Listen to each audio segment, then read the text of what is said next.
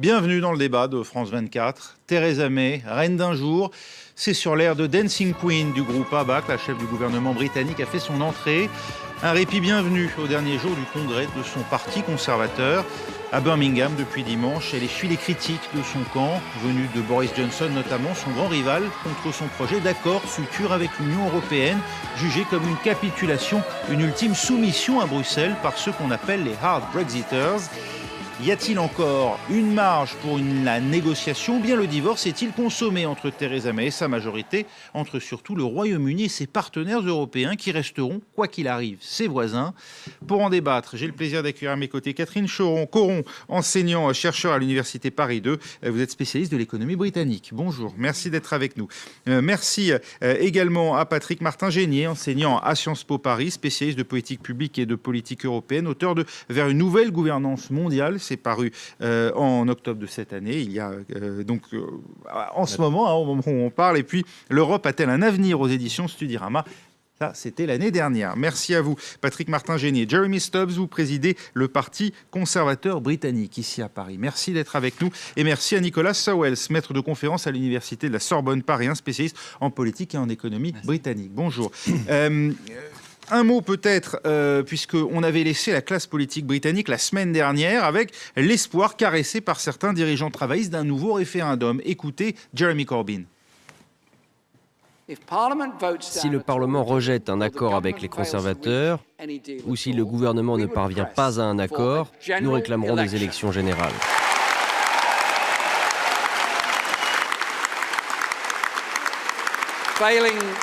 À défaut, toutes les options sont sur la table. Jeremy Stubbs, ça, ce n'est clairement pas d'actualité pour les conservateurs, quels qu'ils soient. Toutes les options sont sur la table.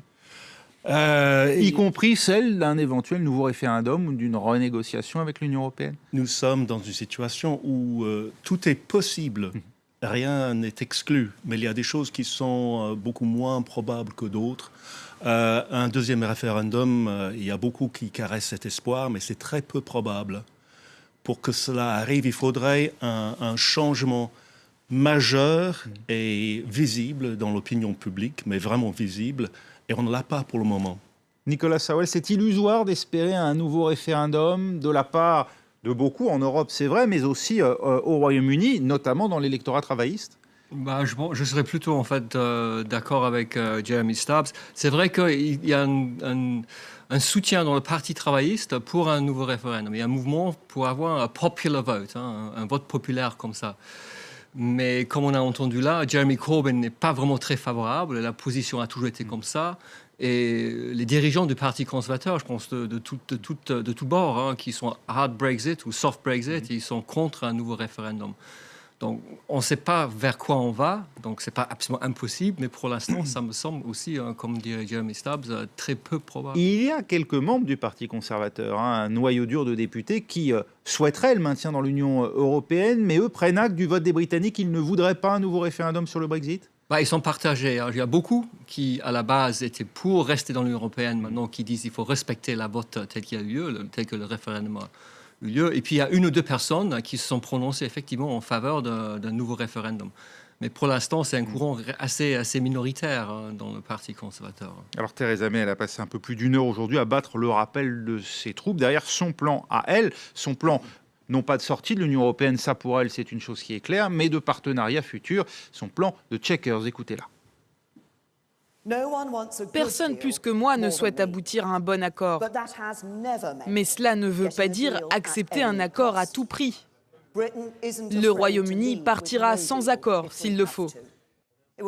Ce sera difficile au début, mais l'ingéniosité et la résilience du peuple britannique nous aideront à surmonter ça.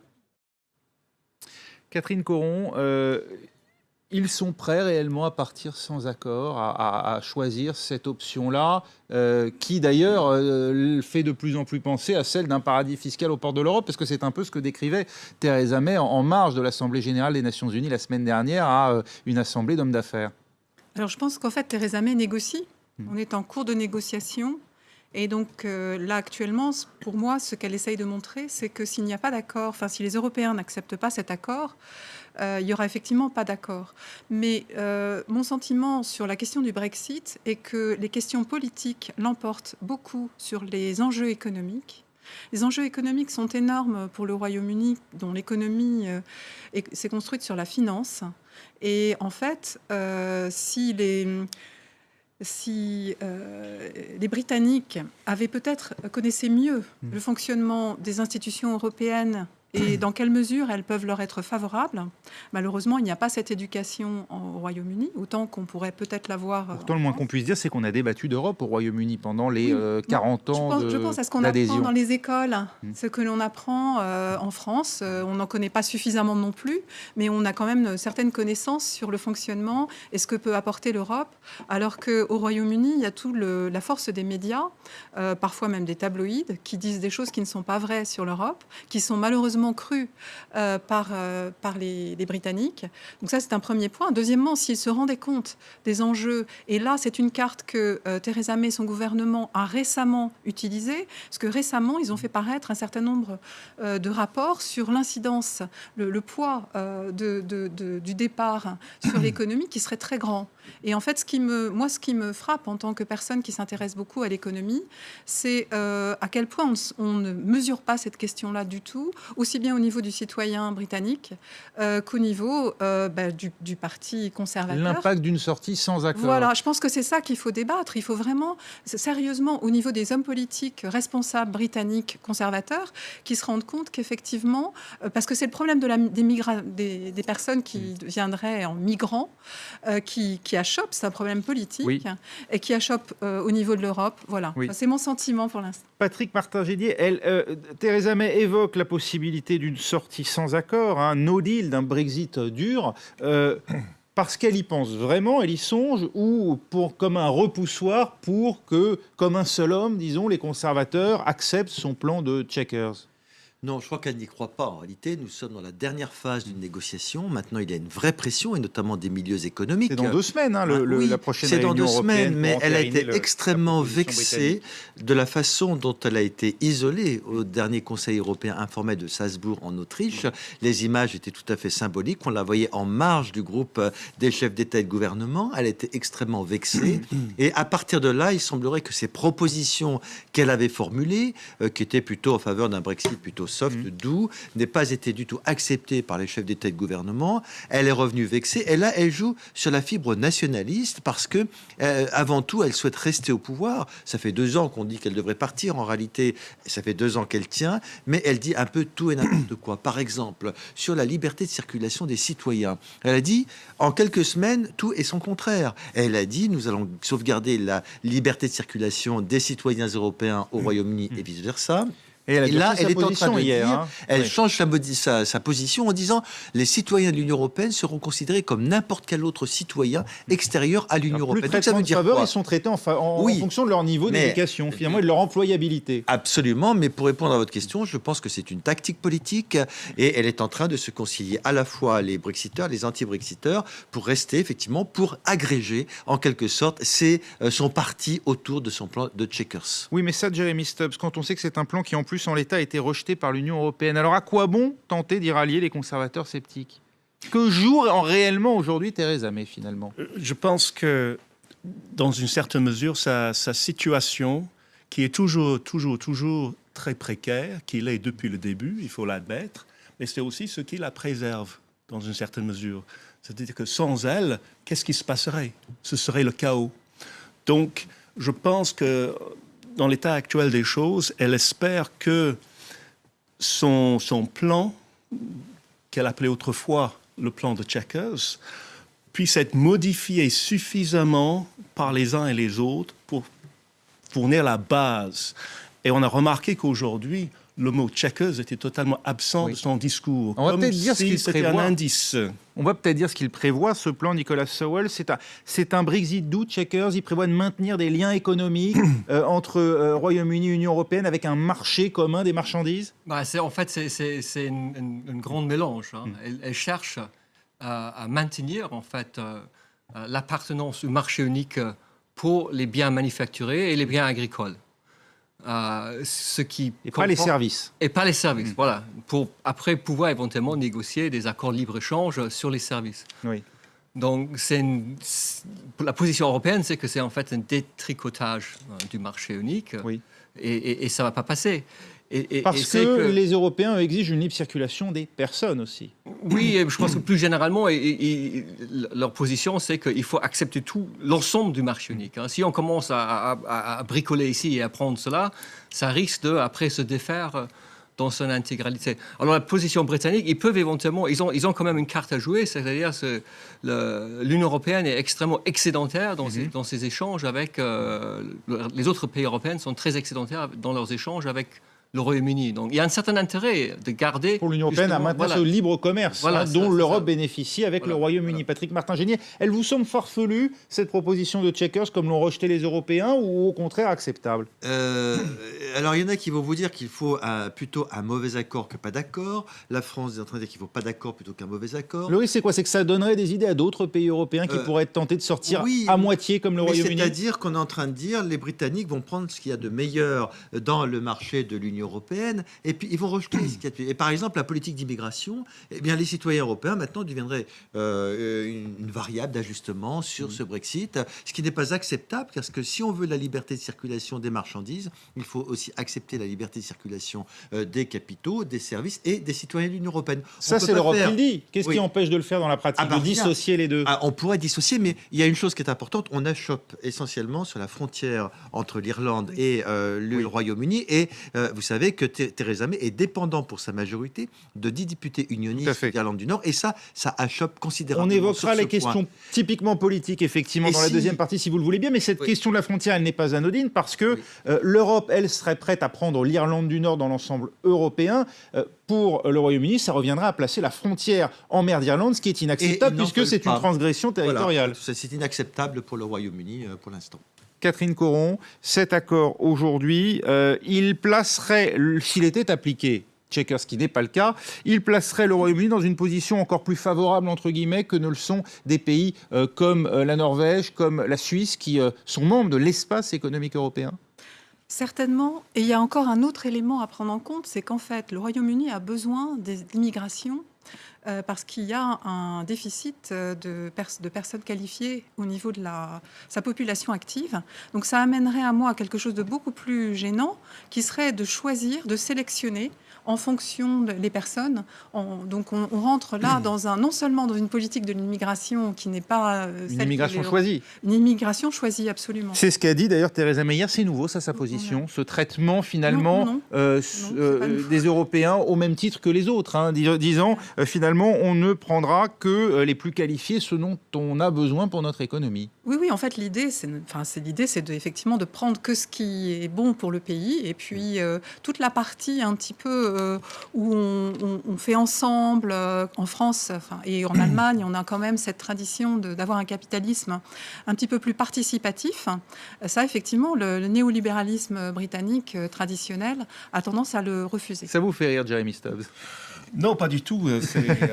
C'est très sérieux, en fait. C'est très sérieux. Mais vous comprenez la position de Theresa May, vous allez me dire oui. La qualification de tout ce qui est britannique en France de néolibéral qui m'amuse ne serait qu'un écureuil, par exemple, dans la forêt. Forcément néolibéral. Mais non, ce que l'on a entendu là, qui est très sérieux, c'est justement où est-ce qu'on va puiser des ressources, comme on dit, humaines à l'avenir. Ayant écouté...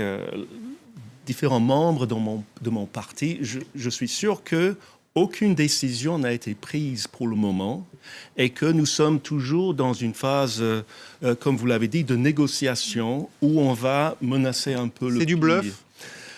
En partie. Le problème avec le bluff, c'est que quand l'autre partie nous demande de passer à l'action. Pardonnez-moi, mais cette proposition de Theresa May, ce qu'elle a dit hier, en gros qu'elle traiterait les ressortissants européens de la même manière que les autres, donc finalement qu'ils n'auraient plus ce privilège dont ils bénéficient aujourd'hui de pouvoir s'installer au Royaume-Uni, est-ce que ça ne va pas réduire encore davantage les chances d'un accord avec Bruxelles? Parce qu'on imagine la réaction des Européens. Ils ne sont pas déjà très chauds à un accord aujourd'hui. Hein. À mon avis, c'est un élément de marchandage en ce moment. Parce que tout le monde cite un rapport avec certaines recommandations, mais on n'est pas du tout obligé d'accepter. Donc c'est évoqué surtout au moment du congrès annuel. Ça fait très bien devant le public. C'est de la surenchère? Nous sommes, je crains, dans une phase de surenchère dont il faut sortir au plus vite. Ces propos tenus hier par Theresa May, plus ce discours qu'elle a tenu aujourd'hui, est-ce que c'est de nature, d'après vous, à convaincre les délégués? Parce qu'elle a Oui. été acclamée. Est-ce que ce sont Oui. des acclamations sincères? Est-ce qu'elle a véritablement soudé autour d'elle le cœur de l'électorat, ou en tout cas des militants conservateurs? Ou est-ce qu'il y a toujours un doute au sortir de ce congrès sur l'avenir de Theresa May? Je pense qu'elle a su répondre plus ou moins bien au phénomène Boris. Et on a vu Boris Johnson hier, Et on va le revoir. qui a bien sûr fait un tabac. Et il était inévitable qu'après, tout le monde qui passe après Boris, ça a l'air un peu terne. Donc elle a réussi quand même à s'en sortir. Et ça a été apprécié par les délégués et par les membres. Qu'est-ce qui va se passer demain? C'est une autre affaire. On va en reparler dans un instant. Fin de la première partie de ce débat. Retrouvez-nous d'ici 3 minutes pour la suite du débat sur France 24.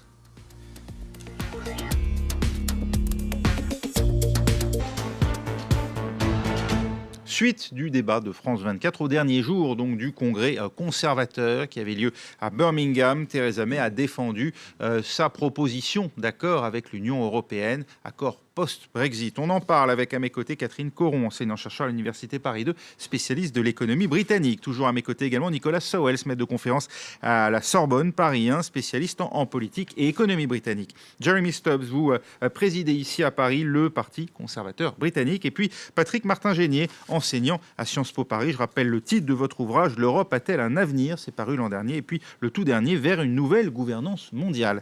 On en parlait, Londres et Bruxelles doivent parvenir à un accord au plus tard d'ici la mi-novembre. La sortie du Royaume-Uni de l'Union européenne, elle est fixée au 29 mars prochain. C'est très proche, trop proche, Catherine Coron? Probablement oui. J'avoue que personnellement, je me demande s'il y aura un Brexit avec toutes les choses qui se passent qu'on n'avait pas prévues. Et la question devient de plus en plus finalement envisageable. Mais je sais Un pas report comment. du Brexit. Non, et non pas en fait, je crois qu'il faut un Brexit vraiment sans se accord. garder. Les choses sont tellement politiques qu'il faut se garder de. Mais il pourrait ne pas y en avoir. Oui, on trouvait un autre moyen ou rallonger. Enfin, voilà. Mais C'est votre avis aussi, Patrick Martin-Génier? Je vous sens perplexe. Oui, Vous parce- suivez ça depuis longtemps, vous? Moi, je suis de ça Vous depuis le début, d'ailleurs. C'est pour ça que vous m'invitez souvent. Oui, bien sûr. C'est parce qu'on a eu souvent des discussions avec Patrick Martin-Génier sur cette question. J'étais sur Mais le avec vous plateau, aussi. Non, bien sûr. Au moment de le jour du Brexit.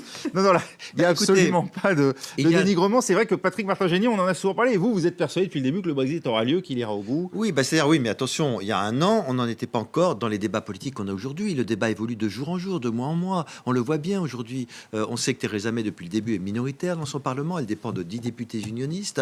On ne savait pas encore qu'avant, les Britanniques étaient contre un nouveau référendum. Et maintenant, on vient de voir que plus de 65% des militants du Parti travailliste, enfin, c'est pas vous, mais des partis travaillistes sont pour éventuellement un nouveau référendum. Et on voit qu'elle change de position. Mais il y a aussi une contrainte d'ordre juridique et institutionnel. Il y a l'article 50 du traité qui prévoit qu'à l'issue d'une période de 2 ans après la lettre de notification de la volonté de sortir de l'Union européenne, ce Brexit doit avoir lieu avec des négociations qui doivent aboutir dès le mois d'octobre, voire le mois de novembre, parce qu'il faut aussi que le Parlement européen se prononce, il faut que tout le monde se prononce là-dessus, et avec une possibilité effectivement d'avoir une période de prolongation, mais il faut que ce soit décidé à l'unanimité des chefs d'État et de gouvernement. Comment en est-on arrivé là? Les Britanniques ont vraiment traîné, comme le dit depuis le début Michel Oui. Barnier, ou pas? Moi, je pense que les Britanniques n'étaient absolument pas prêts pour négocier. On l'a bien vu lorsque David Davis est arrivé comme ministre chargé du Brexit. Il n'avait pas tous les fonctionnaires et toutes les compétences nécessaires pour négocier un accord de sortie. Ils ont négocié en effet cela, mais cela s'est très mal passé parce que ils n'avaient pas toutes les billes en quelque sorte pour négocier. Et ils ont voulu négocier la première phase, à savoir combien va-t-on payer à l'Union européenne, un chiffre situé entre 40 et 50 50 milliards d'euros, et ensuite les modalités d'association. Et donc, on a traîné sur ces modalités d'association. Pourquoi? Essentiellement, pas tant à cause de l'Union européenne, soyons très clairs, mais à cause de la position très affaiblie de Theresa May au sein de son propre parti politique. Car il faut savoir une chose, c'est que monsieur qui représente le Parti conservateur, vous avez quand même chez vous un député qui s'appelle Jacob Rees-Mogg, qui dirige 60 députés à la Chambre des communes, qui sont résolument hostiles à tout compromis pour favoriser un Brexit doux. Et ces personnes, avec Boris Johnson et avec David Davis, sont en train de saper l'autorité de Theresa May. Donc c'est extrêmement difficile pour elle d'avoir une position qu'elle puisse présenter de façon commune à l'Union européenne. Jeremy Stubbs, des membres de votre parti ont-ils délibérément saboté ces négociations pour qu'on en arrive là, aujourd'hui, à 6 mois de l'échéance, sans accord? Non, pas du tout, pas du tout. Et je pense qu'il y a des torts des deux côtés dans ces négociations. Moi, j'enseigne la négociation.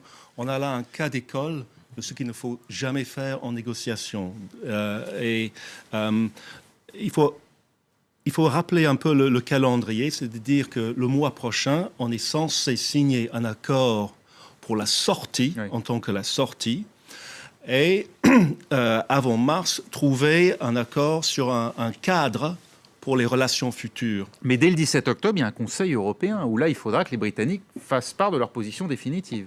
En fait, ça, c'est une autre question. J'y reviendrai dans un instant. Mais à partir de mars, il y a déjà une période de transition sur laquelle on est d'accord, de 21 mois.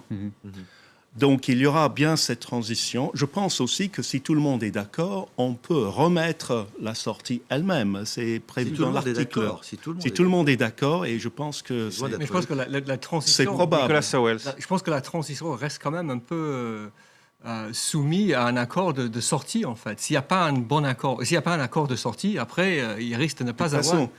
par définition, il n'y a pas de transition. Ah oui, il n'y aura pas de accord transition.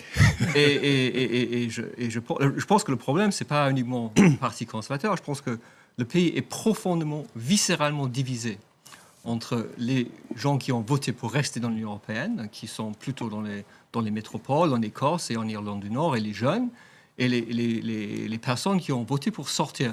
Le problème, ce sont deux positions irréconciliables. Ce sont deux positions qui sont irréconciliables. Oui, donc ça se voit très clairement.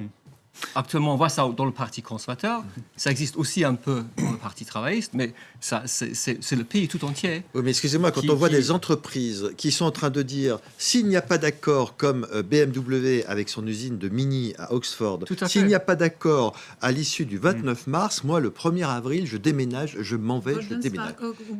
Goldman Sachs aussi. Tout à fait. Donc les banques, les entreprises, et aujourd'hui, la classe ouvrière, même britannique, est en train de se rendre compte de sa bévue. Vous voulez dire qu'ils n'avaient pas toutes les données du problème en votant ces électeurs? Ils n'avaient pas toutes les données économiques. En fait, pardonnez-moi, sur le plan économique, on regarde les enjeux.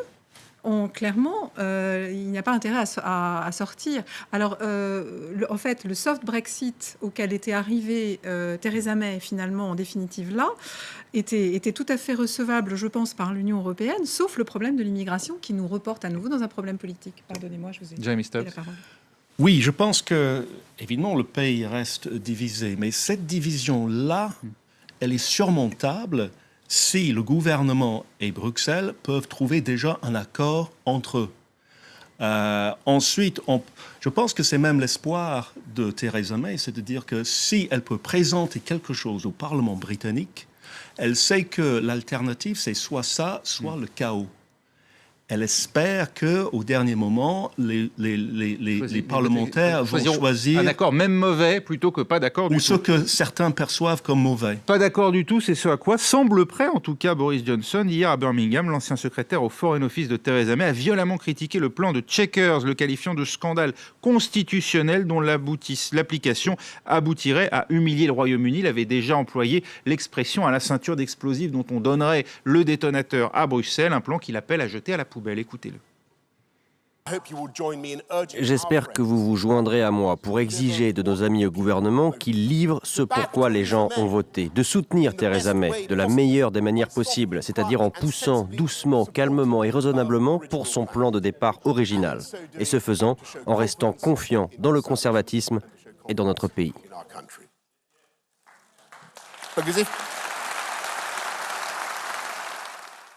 Ne croyez surtout pas qu'on peut faire un mauvais accord de sortie maintenant, qu'on bricole un accord maintenant pour le réparer plus tard. Non, sortons correctement.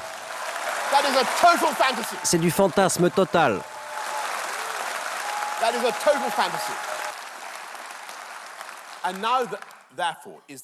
Et donc maintenant, il est temps de vraiment reprendre le contrôle et de suivre cette vision, faire la sortie élégante, digne et reconnaissante pour laquelle ce pays a voté.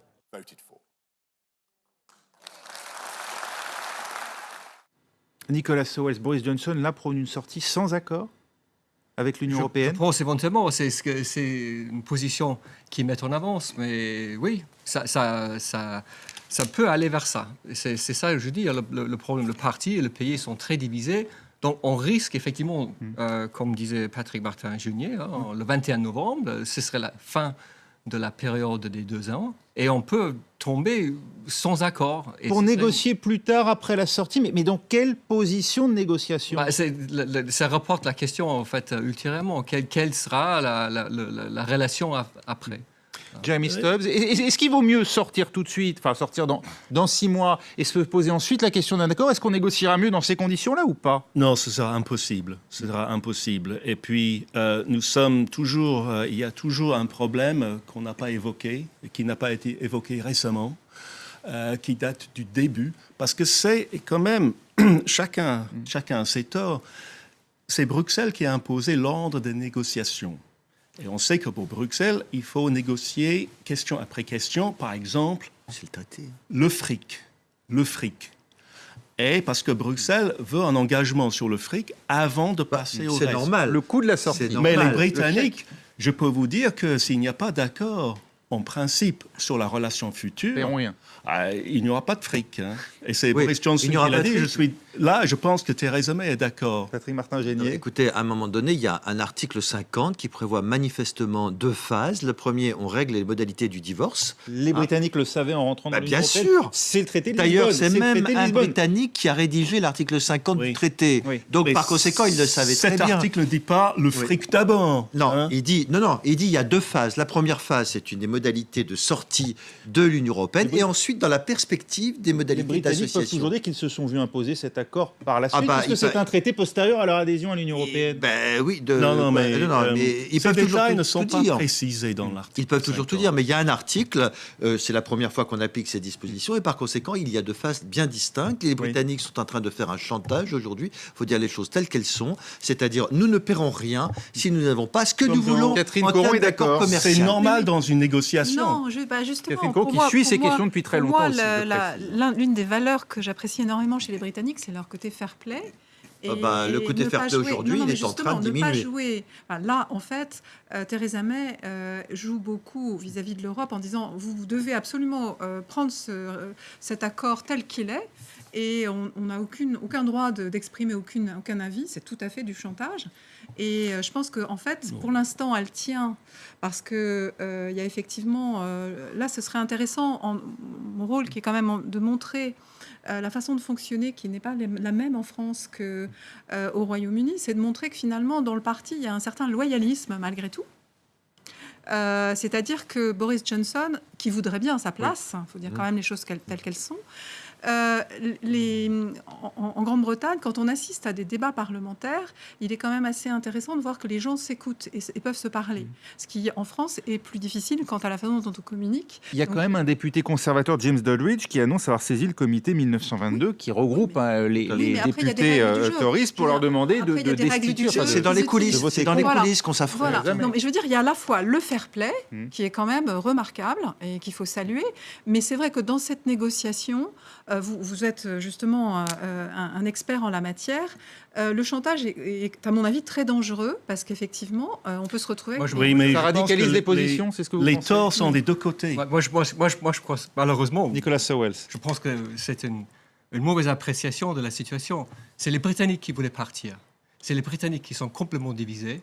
L'Union européenne est beaucoup plus grande en termes de population et Et d'économie. contre toute attente unie sur cette Et question. contre toute attente, je pense plus ou moins unis. Hein. Pour Il y a- l'instant. pour l'instant. Pour l'instant, on a, je ne sais pas, Patrick Martin-Julier Pour il l'instant. peut peut-être dire le contraire, mais on a très peu entendu des hommes politiques ou des femmes politiques en Europe sortir du rang sur cette histoire-là. Oui. Donc, pour négocier, je trouve que les Britanniques sont dans une position de faiblesse, pas totale, mais dans une grande position de faiblesse. Le problème, c'est que tout le monde a quelque chose à perdre dans cette négociation. Ça, c'est sûr. Tout le monde a quelque chose à perdre. Et on disait autrefois, l'homme ou l'humanité propose, Dieu dispose. Dans ces négociations, l'Union européenne a joué trop le rôle d'un Dieu qui attend des propositions, qui les regarde et qui les laisse tomber dans la poubelle.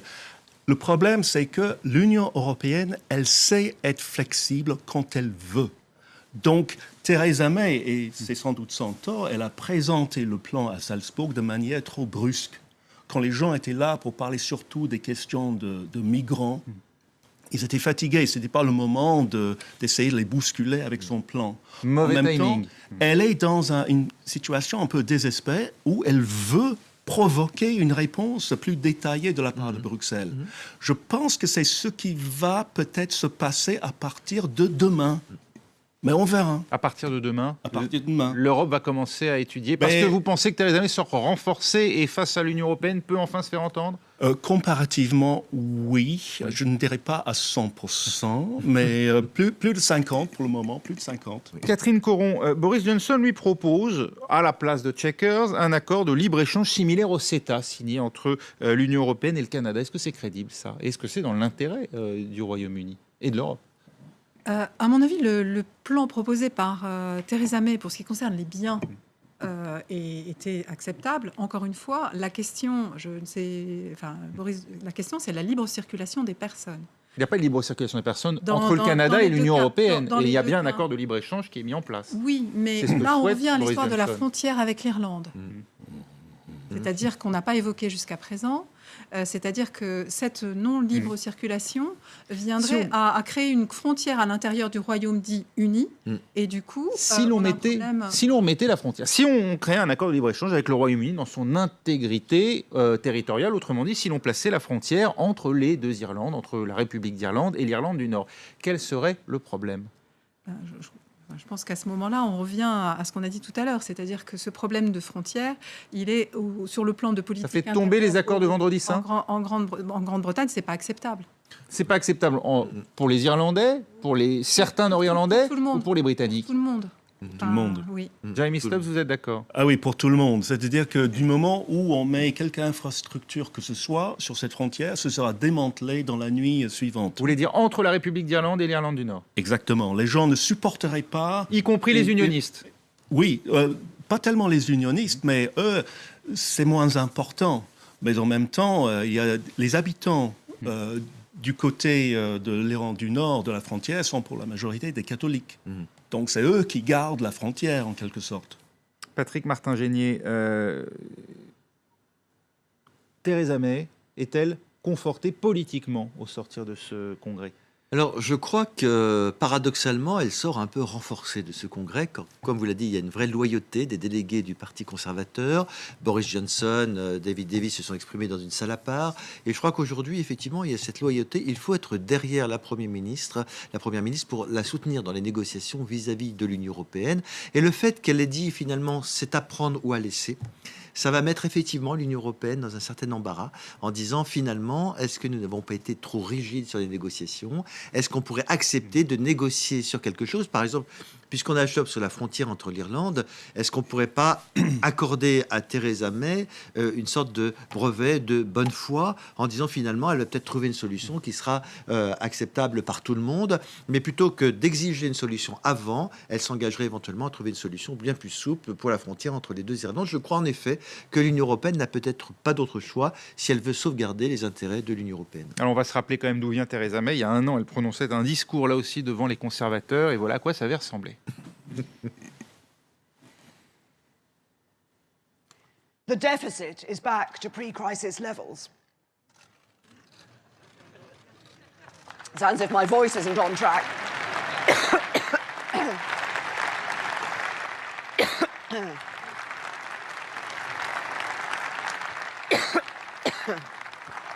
The private sector has played its part too. But with government, businesses, and the public sector working together, we have bounced back We've created record numbers of Alors, jobs. ça avait été un long supplice, et puis les lettres en plus sur le mur derrière étaient tombées. Nicolas Sowells, aujourd'hui, Theresa May, d'après le Daily Telegraph, serait sous pression pour fixer un calendrier pour son départ, car certains membres de son cabinet souhaiteraient qu'elle démissionne sitôt le Brexit acté. Il y a une épée de Damoclès liée au Brexit, c'est-à-dire que même si elle parvient à aller au bout du Brexit, elle se sacrifierait politiquement, Theresa May, ou pas? Je ne pourrais pas vraiment dire. Il faudrait peut-être demander à Jeremy Stubbs. Je pense que si elle arrive quand même à négocier un accord qui trouve à peu près une majorité dans la Chambre des communes, et le gouvernement peut passer après sur certains dossiers internes, je pense que sa position pourrait éventuellement, à terme, être renforcée. Mais à mon avis, tout ça, c'est un peu la spéculation aujourd'hui. On peut pas avoir de certitude de tout. Jeremy Stubbs, elle s'accroche pour son propre avenir politique à elle, ou bien est-ce qu'elle fait don de sa personne d'une certaine manière en faisant le sale boulot que personne ne veut faire à sa place? Sans doute, elle fait le sale boulot. Et c'est pour ça que même Boris Johnson ne fait pas de challenge très visible pour le moment. Je crois que si jamais elle conduit le pays jusqu'à une solution, ce sera tellement bien que c'est le moment de partir, couverte de gloire. Et si c'est un échec, elle va partir quand même.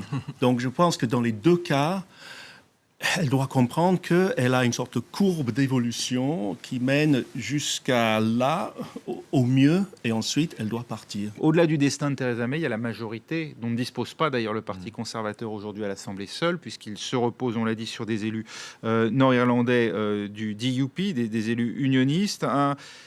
Cette majorité, est-ce qu'elle survivra au Brexit, d'après vous? Ce sera extrêmement difficile parce que le Parti conservateur est extrêmement divisé. Je crois que, contrairement à ce que vous dites, peut-être que si elle réussit une sortie négociée, ça pourra lui donner une certaine garantie de survie politique. Mais attention, il y a une chose qui est évoquée, c'est l'éventualité de futures élections législatives qui, si personne ne veut de référendum, pourrait apparaître comme étant une sorte d'accord donné sur les modalités de sortie du Royaume-Uni. Donc il y aurait des élections législatives et là on pourrait soutenir ou ne pas soutenir Theresa May. Ce serait une sorte de second référendum en quelque sorte, dont elle pourrait sortir d'ailleurs renforcée parce que Boris Johnson n'est pas si accepté que cela au sein du Parti conservateur. On considère que sa technique est destructrice et qu'il n'est pas loyal vis-à-vis de Theresa May. Je passe outre les propos qu'il a tenus sur les uns et sur les autres, et donc il n'est plus forcément très crédible comme il l'a été avant. Donc si jamais elle arrivait à négocier un accord, cela pourrait lui permettre de nouveau de conquérir une majorité au Parlement britannique. Elle l'avait déjà tenté une fois, Catherine Coron, ça ne lui avait pas porté chance, convoquer des élections législatives anticipées. Une deuxième fois, vous y croyez? Je dirais que par rapport à ce qu'on a dit tout à l'heure, les hommes politiques ont beaucoup de mal en général à partir quand ils sont au sommet. Je n'en connais pas beaucoup. Et donc, si elle le faisait, je saluerais son geste. Pour moi, en ce moment, elle incarne l'unité. Et un homme politique qui incarne l'unité, finalement, c'est quand même une valeur très positive et très porteuse, et donc qui pourrait durer. Les élections anticipées, alors après, moi, si elle me demande mon avis, je lui déconseillerais. Parce qu'effectivement, tant que les accords n'ont pas été signés, ce sera probablement pas en sa faveur. Et puis effectivement, je dirais que elle a hérité de tout ce qui a été fait, tous les engagements qui ont été pris avant par rapport de ce fameux référendum qui a été fait vite, qui n'a pas été bien, à mon avis, les enjeux, je reviens encore, les enjeux économiques ne sont pas discutés, ne sont pas présentés. Et je pense quand même que les citoyens britanniques on devrait davantage recentrer, si encore elle me demandait des conseils, recentrer pour expliquer aux citoyens britanniques tout ce qui est en jeu au niveau de l'économie. Il me semble que lors du référendum sur l'Écosse, les Écossais avaient bien compris que leur enjeu économique, même si le nationalisme était important chez eux, l'enjeu économique était clairement de rester au sein du Royaume-Uni. Et là, je pense que les Britanniques, c'est pareil. Est-ce qu'il n'y a pas un côté un peu pensée unique qu'on veut absolument faire accepter au peuple? l'idée de dire il n'y a qu'une seule voie possible finalement parce que c'est votre intérêt économique? Non, parce que l'économie britannique, elle est au sein du monde entier et elle fonctionne avec les autres. Et je dirais qu'après, ça va coûter très cher, en clair. Pas uniquement ce que le Royaume-Uni va payer à l'Europe. Après, il va y avoir des coûts énormes et peut-être même au niveau de la monnaie. Enfin, il y a des tas de choses qui vont bouger et qu'on ne connaît pas, en fait, pour l'instant, et dont on ne parle pas. C'est assez impressionnant. Jeremy Sowell, quand on y repense quand même, il a fallu 2 ans de campagne pour le Brexit, pour qu'on en dise aujourd'hui que les Britanniques n'avaient pas toutes les clés en main au moment du vote. Que se passera-t-il demain lorsque le Parlement sera soumis au Parlement un projet d'accord avec l'Union européenne? Est-ce qu'on va repartir dans des débats sans fin? Est-ce que cette question sera un jour tranchée? Actuellement, tout le monde a l'air de dire qu'il n'y a pas de majorité pour aucune solution, en fait. Que ce soit de rester dans l'espace économique européen, que ce soit de sortir vers un accord de libre-échange style avec le CETA, avec le Canada, ou simplement les règles de l'OMC. Il semble actuellement il n'y a aucune majorité vraiment pour toutes ces solutions-là. Donc c'est pour ça qu'on est dans un impasse politique quand même assez profond. Personnellement, je trouvais le deal Chequers, c'était une sorte de compromis, finalement, un compromis pas si mauvais que ça, mais personne n'adhère à ce plan, en fait. Jeremy Stubbs, vous êtes encore optimiste sur une sortie par l'eau. Elle promet un avenir radieux aux Britanniques. Elle dit le meilleur est à venir. Vous le pensez aussi? Mais je pense que l'absence d'accord, c'est ce qui la favorise en ce moment. Et c'est peut-être ce qui favorise dans l'absolu. C'est-à-dire que les gens, quelque part à l'intérieur d'eux-mêmes, ils savent qu'il y a des enjeux énormes, donc ils n'oseraient pas. Et c'est sur quoi elle compte, je pense, cette idée que c'est moi ou le déluge. Et les gens se disent, Theresa, votre pas de danse, il est magnifique, plutôt vous que le déluge. C'est sur ces mots que nous nous quittons. Merci beaucoup, Jeremy Stubbs. Merci également à Nicolas Sowell, à Patrick Martin-Génier et à Catherine Coron d'avoir été avec nous pour ce débat. Restez sur France 24 dans un instant, un nouveau journal.